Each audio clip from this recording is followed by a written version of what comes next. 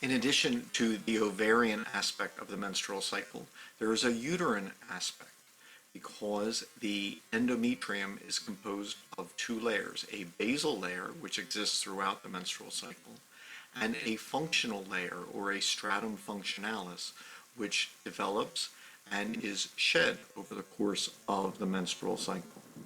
The first portion of the uterine cycle is the menstrual phase, in which the stratum functionalis from the previous menstrual cycle is shed. The blood vessels which provided for this layer had constricted, the cells had died, and a sudden pulse of blood then sloughed these off with the help of uterine muscle contractions, and the menstrual flow then consists of the blood, mucus, fluids, and cells of the stratum functionalis being shed through the cervix and then through the vagina. By the pre-ovulatory portion of the ovarian cycle,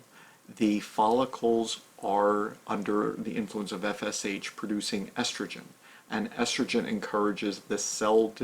division in the basal layer of the endometrium to create a new functional layer of the endometrium, and thus from the end of menstruation to the point of ovulation, the proliferative phase of the uterine cycle occurs, in which the stratum functionalis develops and becomes thicker. After ovulation, luteinizing hormone causes the corpus luteum to produce progesterone, and progesterone then causes the stratum functionalis to continue to grow and to reach its thickest point. The spiral arteries which service the stratum functionalis branch and become their most elaborate, and because the numerous endometrial glands then begin to secrete a number of nutrients, the nutrients which will help to provide for the embryo prior to the formation of a placenta, because they begin to secrete their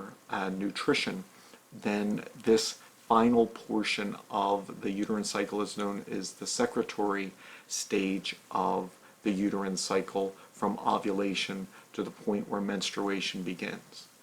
If HCG is not